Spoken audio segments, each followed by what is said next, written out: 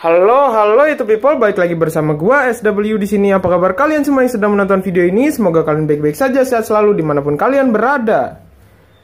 Oke, jadi pada video kali ini gua mau nepatin janji gua yang gue sebutin pada video kemarin. Kalau misalnya gua mau jual standalone quick shifter, pit lane limiter, dan launch control yang paling murah sejagat raya. Oke, jadi ini adalah videonya. Tapi tunggu, sebelum kalian cari link di deskripsi video ini untuk beli barangnya, gue saranin kalian itu nonton video ini sampai habis agar kalian tahu dulu barang yang kalian mau beli itu seperti apa. Jadi kalian nggak asal beli aja, be a smart buyer. Oke, lanjutin videonya. Jadi ini dia barang yang kalian tunggu-tunggu.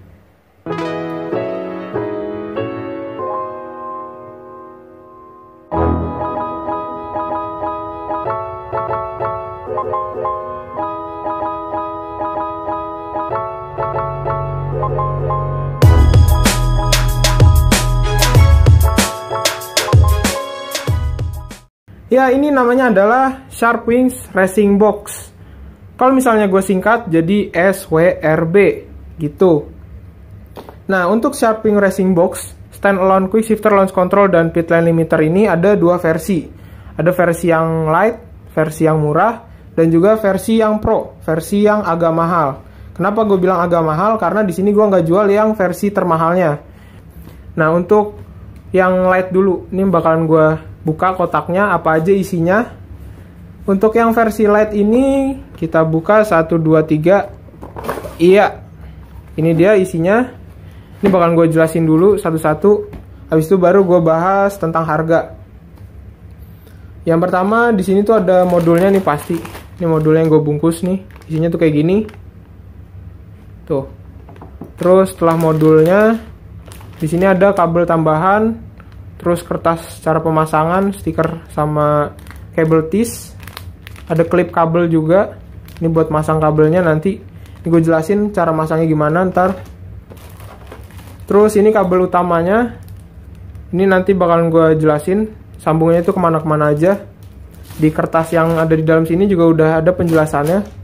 Tapi video ini bakalan ngejelasin lagi lebih lengkap biar kalian gak bingung cara pasangnya. Terus di sini ada switch buat nyalain launch control dan pit lane limiter. Ini ditaruhnya di stang. Terus untuk yang versi light itu dia masih pakai switch rem belakang untuk di persnelingnya. Terus untuk yang versi pro, ini dia. Tuh, sama persis. Nggak ada bedanya. Yang beda tuh cuman di aplikasi di HP-nya sama ini sensornya. Jadi dia tuh tinggal pasang aja, nggak perlu setting-setting pakai tangan, nggak perlu pakai kunci-kunci, tinggal dipasang. Terus habis itu setting lewat HP, karena dia tuh bisa baca gerakan di kaki kita kalau misal kita lagi oper gigi. Tapi ini versi Pro, bukan versi yang Pro Plus tadi gue bilang yang lebih mahal. Jadi ini versi yang nggak terlalu mahal, tapi lebih mahal dari versi yang light.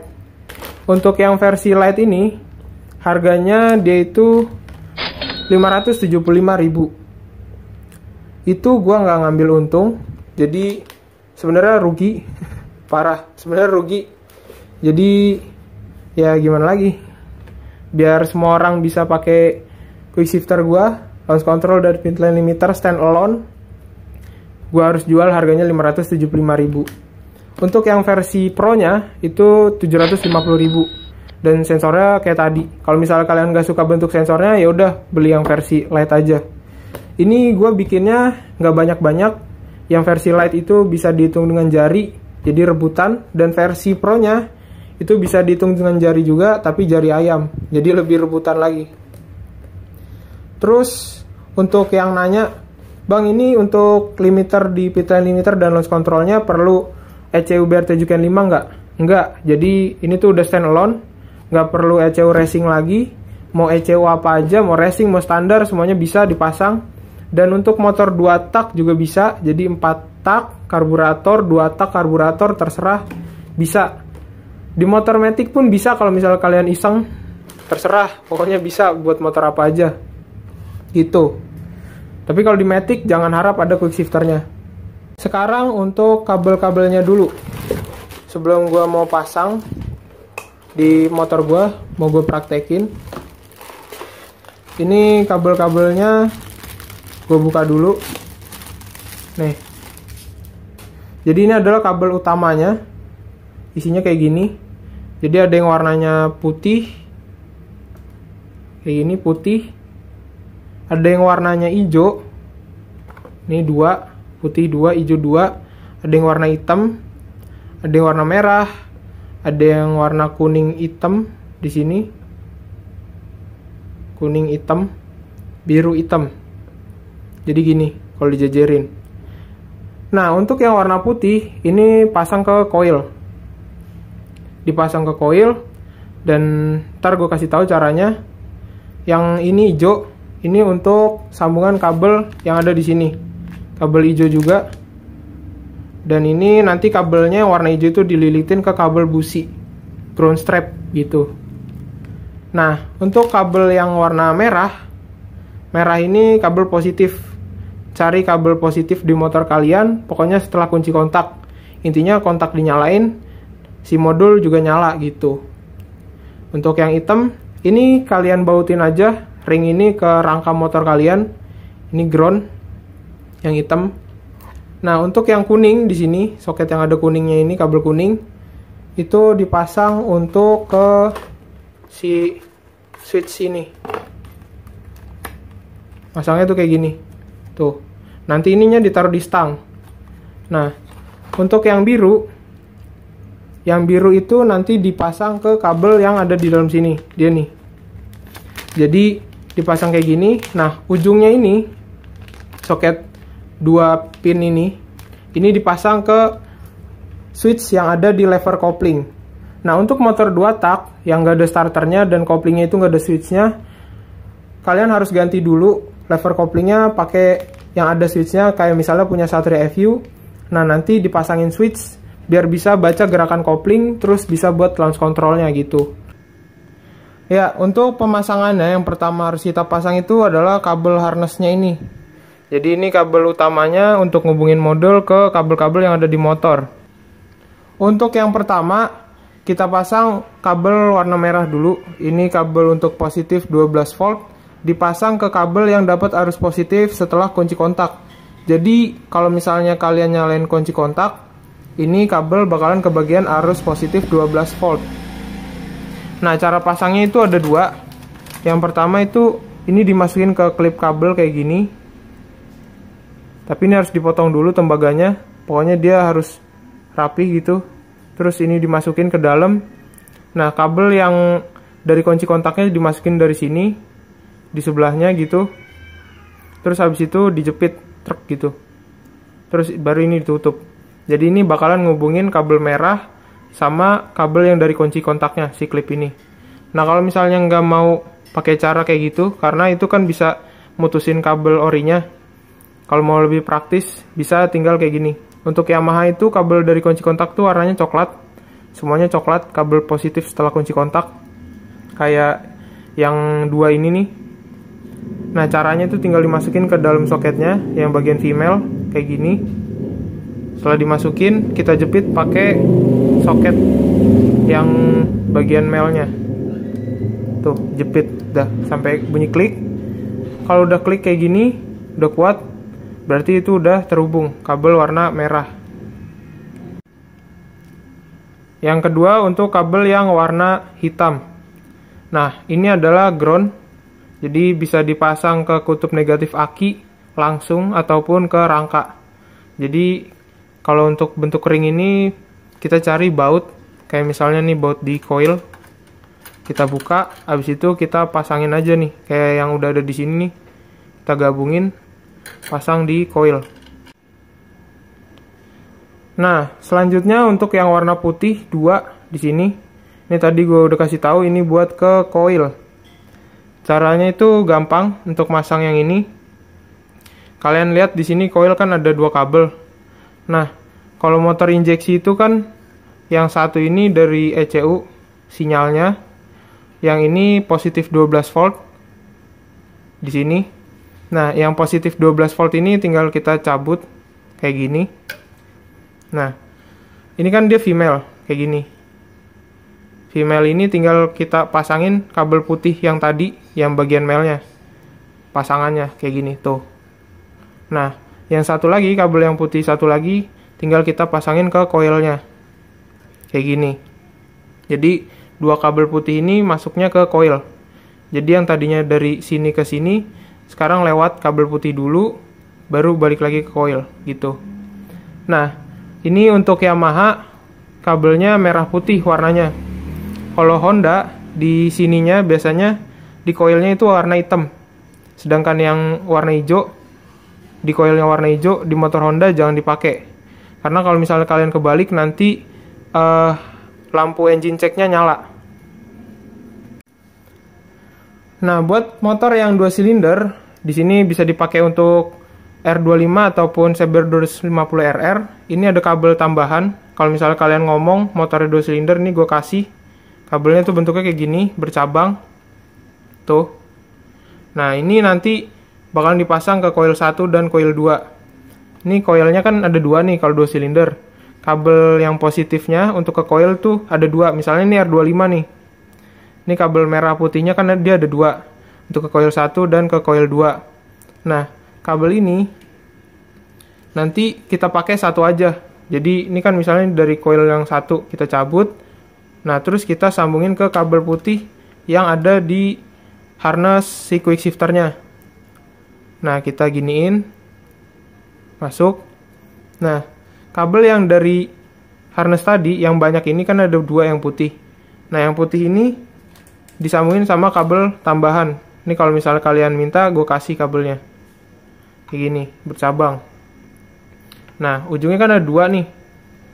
Ujung yang ada 2 ini bakalan dipasang ke coil 1 dan ke coil 2 gitu. Coil 1 lagi misalnya di sana. Nah, terus yang merah putihnya ini kan ada 2 tadi. Yang satu kan dipakai kayak gini, terus yang satu enggak. Yang satu itu cukup disolasiin terus disimpan gitu aja. Sekarang untuk kabel warna hijau ada 2 di sini. Nah, untuk kabel warna hijau yang ada 2 di sini, itu ada pasangannya. Di paketannya itu ada kabel juga warna hijau. Kayak gini. Nah, kabel ini tuh sebenarnya fungsinya adalah ground strap. Jadi dia bakalan baca arus-arus liar yang ada di kabel busi ini. Ini kan kabel busi nih. Kalau gue copot, nih. Ini kabel busi dari coil datangnya. Nah, jadi bakalan kita lilitin kabel hijau ini di sini sebanyak 10 lilitan.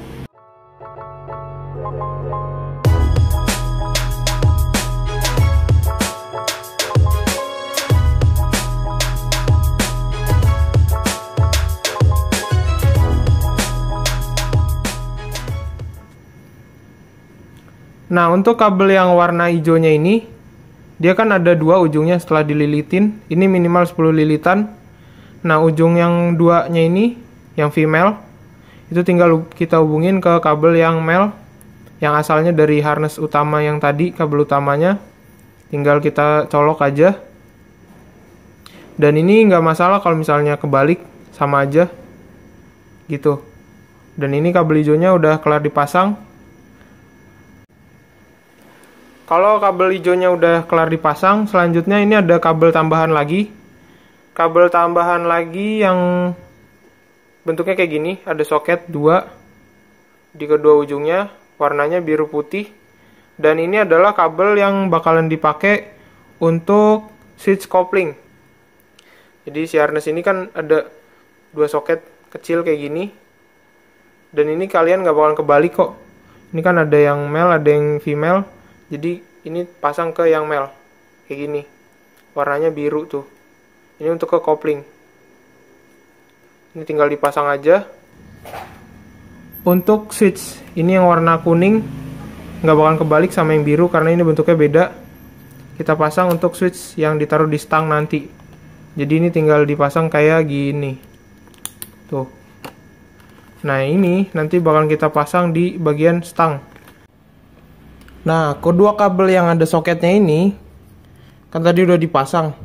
Yang satu ini untuk switch yang ada di sini, ini udah gue pasang switchnya. Jadi ini kabelnya lewat ke kolong, lewat bawah, sambungannya ke sini. Ini keluar di sini. Nah, yang satu lagi yang buat switch kopling, kita tinggal pasang di situ. Ini kita colokin ke switch koplingnya. Ya, jadi ini switch koplingnya di sini. Ini tinggal kita cabut yang standarnya.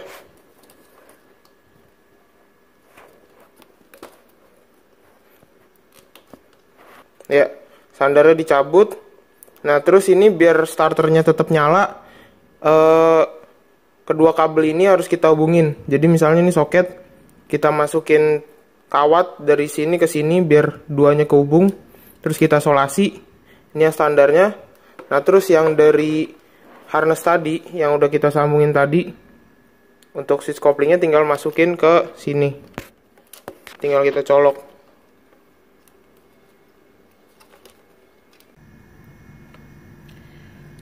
Nah, kalau misalnya kabel-kabelnya tadi udah dipasang dengan benar, sekarang waktunya untuk pasang sensor.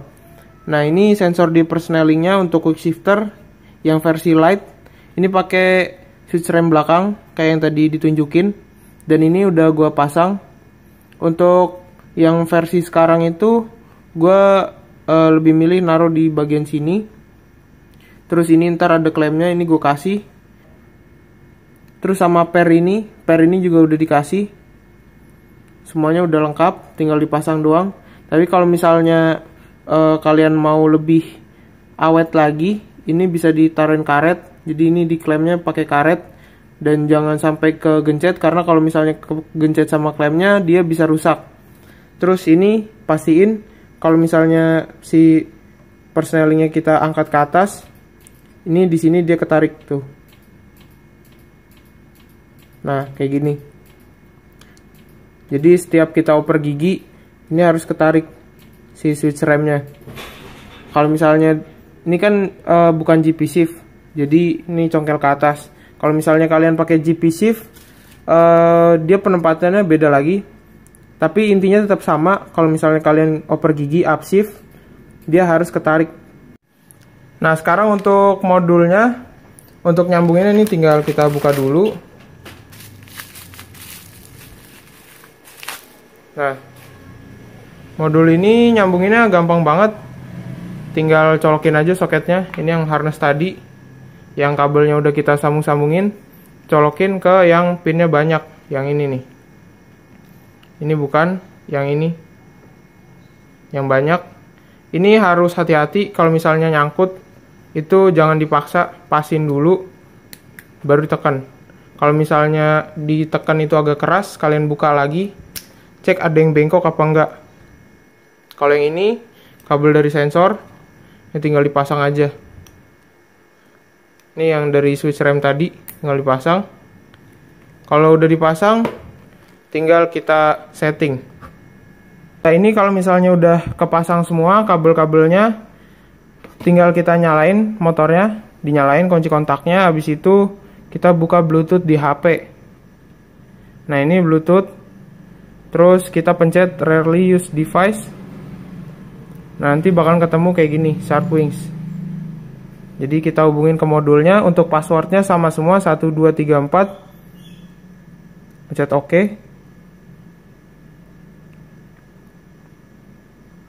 Nah, kalau udah terhubung, kita buka aplikasinya. Ini yang pertama SWRB yang light dulu. Kalau udah buka, kita pencet scan. Nah, ini Bluetoothnya yang namanya SharpWings tadi. Itu harus di pairing dulu, harus isi password kayak tadi, baru muncul di aplikasinya. Kalau nggak bakal muncul di aplikasinya. Terus kalau udah dibuka aplikasinya, kita pencet main setup.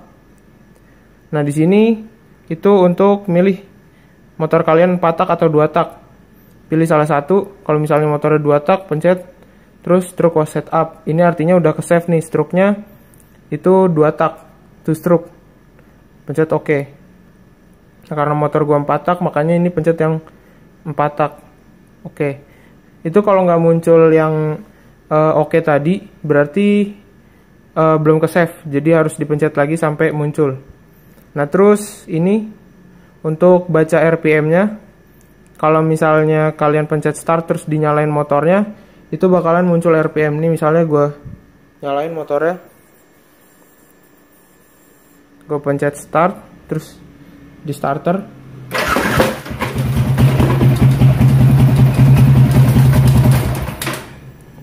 Ya, itu tadi kayak gitu.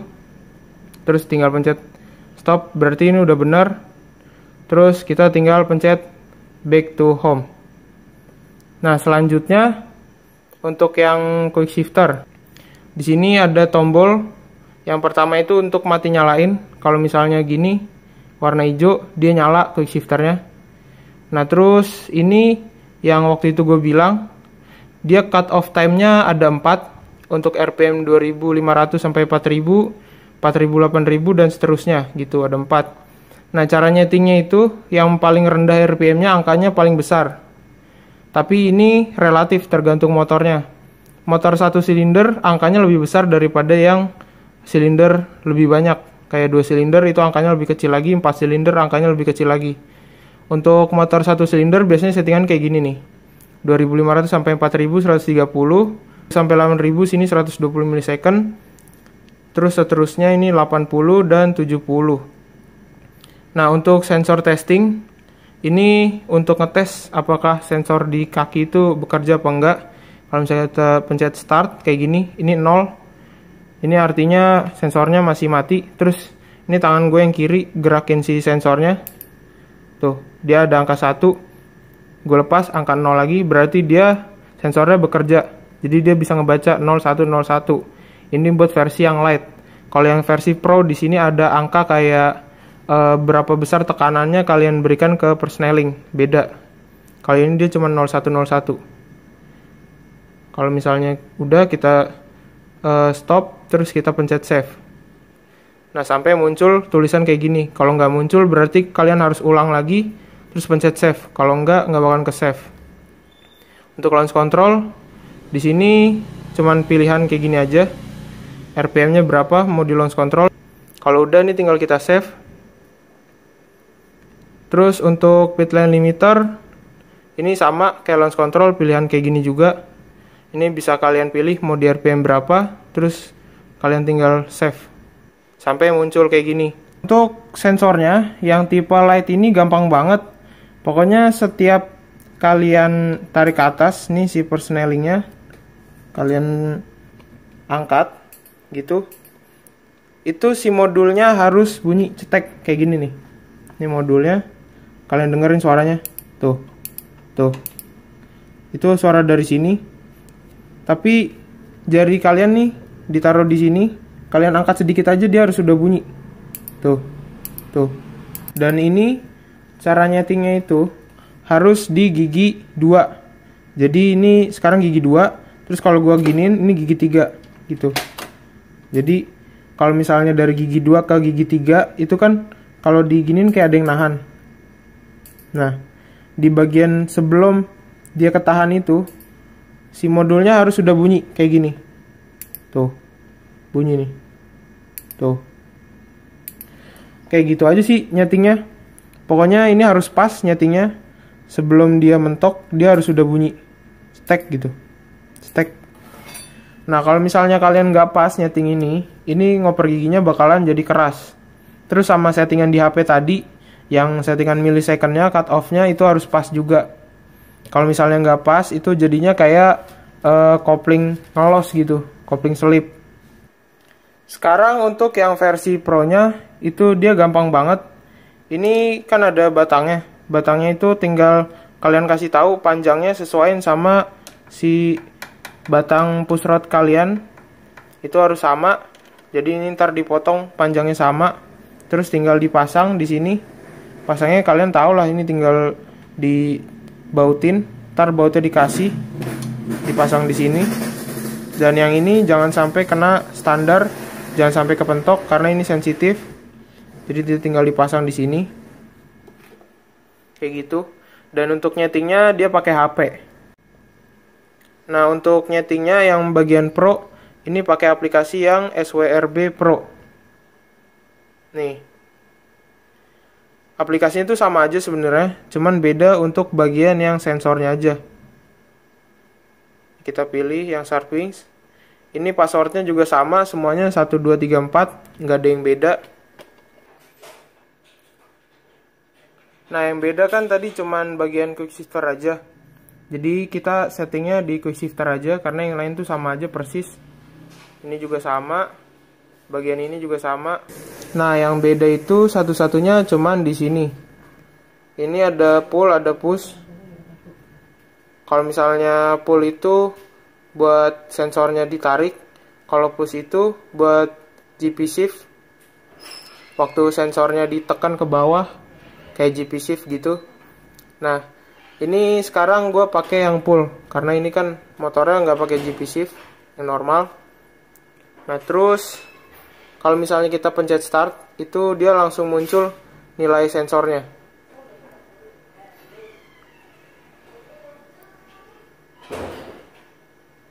Nah, kayak gini. Nah, kalau misalnya kita tarik ke atas, dia bakalan naik angkanya, kayak gitu. Tuh. Ini clinking gue, lihat, gue tarik ke atas, dia angkanya makin gede. Nah, kalau misalnya kita tarik ke atas, kayak gini. Nah, terus kita pencet stop. Nah, misalnya angkanya 755. Kalau pencet save, nah, ini pokoknya setiap si persnelingnya gue gerakin, ini pakai kaki gue nih, ini pakai kaki, terus dia keluar value yang sesuai sama tadi, 700-an tadi, itu bakalan bunyi cetik, gitu, tuh, kedengeran kan? Jadi dia tuh baca sesuai nilai sensornya. Ya, kalau misalnya udah selesai settingnya, sekarang kita tes. Gue mau tes untuk launch control dan pit lane limiternya dulu. Untuk quick shifter kayaknya nggak dulu, karena ini kabelnya berantakan, takut nyakut di ban. Jadi ini gue di netral. Gue tes untuk launch control dulu. Launch control itu tombol yang ini kita pencet 1 kali. Habis itu kita tarik koplingnya, terus digas.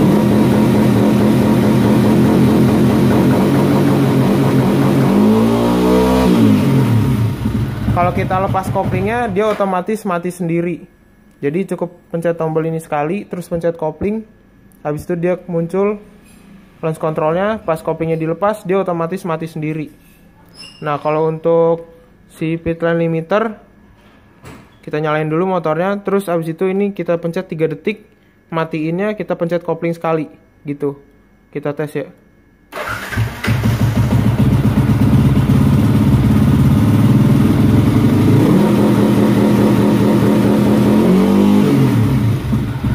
Ya, kayak gitu caranya.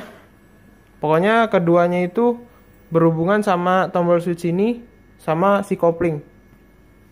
Oke, jadi ini Sharpwing racing boxnya udah kelar dipasang. Sekarang tinggal sisa rapi-rapiin kabel aja. Tadi juga udah dites.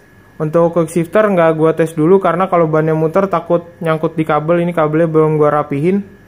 Jadi kayak gitu kira-kira. Untuk video tes lengkapnya udah gua upload sebelum video ini. Bisa kalian cek, ada linknya di deskripsi.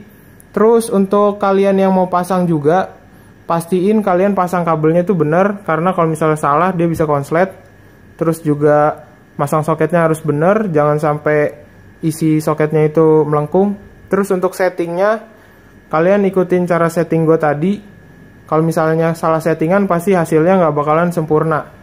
Semoga kalian bisa dapat SWRB-nya. Kalau misalnya kalian nggak dapat di tahap ini, nanti di Instagram gue juga bakalan jual, karena ini baru setengahnya. Jadi di Instagram nanti jualan lagi. Jadi mungkin videonya sampai sini aja. Gue SW, izin pamit, bye.